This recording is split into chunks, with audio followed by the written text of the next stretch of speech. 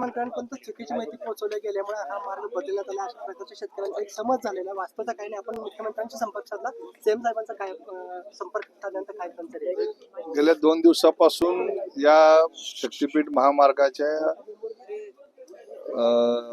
रेखांकन बदललंय, आरेखन बदललंय याबाबत चर्चा झाल्यानंतर आमदार खरे साहेब, आमदार बाबासाहेब देशमुख, समाधान दादा यांच्या कानावरती ही गोष्ट आम्ही घातली आणि लोकांची अपेक्षा आहे की जुन्या ह्याच्याप्रमाणेच तो शक्तीपीठ झाला पाहिजे.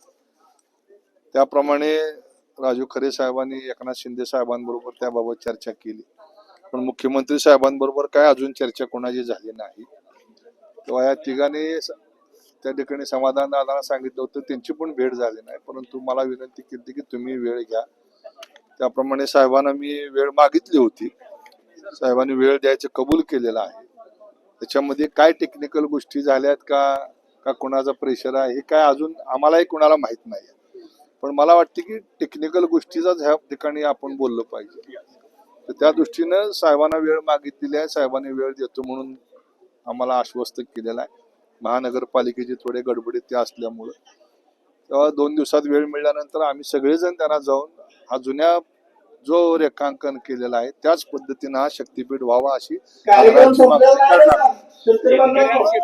म्हणणं आहे की पालकमंत्री आणि एका आमदाराच्या दबावामुळे सगळे रेखांकन बदलले.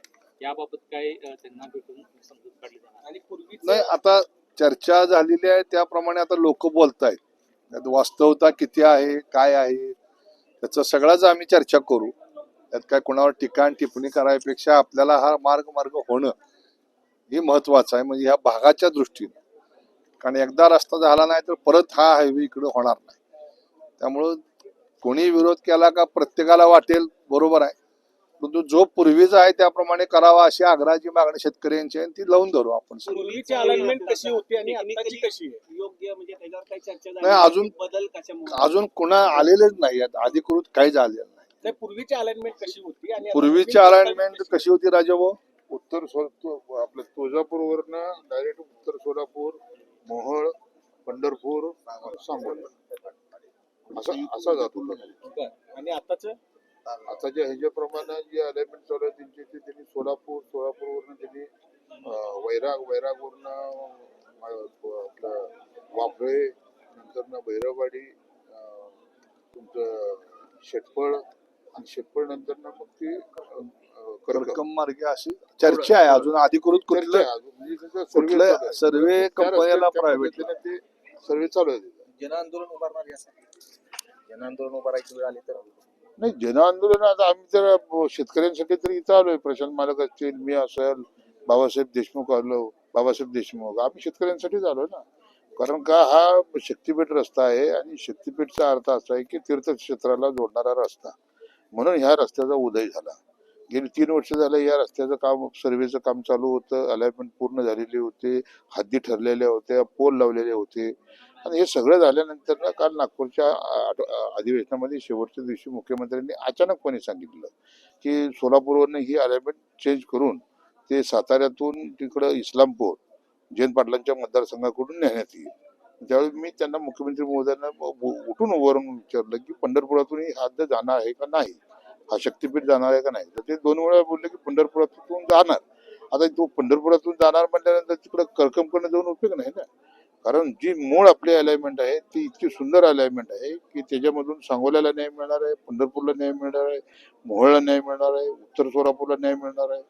आणि हा सोलापूर जिल्ह्यावरती सगळ्यात मोठा अन्याय आहे की ज्या पद्धतीचं जे आता नव्यानं रेखांकन होईल तर त्याच्यामध्ये पंढरपूर हे उपेक्षित राहणार आहे. मोहोळची एक 5-6 गावं त्याच्यामध्ये येतील. उत्तर सोलापूर वगळला जाईल, सांगोला पूर्ण वगळला जाईल. म्हणून आमची एक इच्छा आहे, आम्ही सर्व आमदार लोकांनी म्हणजे प्रशांत मालकांना इथे मी बोललो की मी 2 दिवसापूर्वी एकनाथ शिंदे साहेबांना भेटून मी त्यांना सांगितलं की हा आमच्यावर अन्यायकारक हा अलाइनमेंट आहे आणि तुम्ही या राज्याचे उपमुख्यमंत्री आहात, तुम्ही गेली 12 वर्षे या MSRTC खात्याचे मंत्री आहात आणि तुम्ही मंत्री असताना हे अलाइनमेंट अजिबात चेंज होता कामा नये म्हणलं. त्यांनी MD अनिल कुमार गायकवाड यांना आदेश दिले, लेखी आदेश दिले, त्यांना फोन केला. आता हा लढा माझ्या एकट्यापुरता होता की मी एकटा शिंदे साहेबांना भेटलो होतो, कारण बाकीच्या आमदार लोकांची कुठलीही चर्चा झालेली नव्हती. आता त्यावेळेला समाधान अवताडे तिथे होते शिंदे साहेबांचे तिथे. मी आमदार आपला मंत्री भरत शेठ गोगावले आणि आम्ही दोघं जण गेलेलो होतो. आम्ही कडाडून विरोध केलेला आहे शिंदे साहेबांपाशी की साहेब हा अलाइनमेंट आम्हाला मान्य नाही.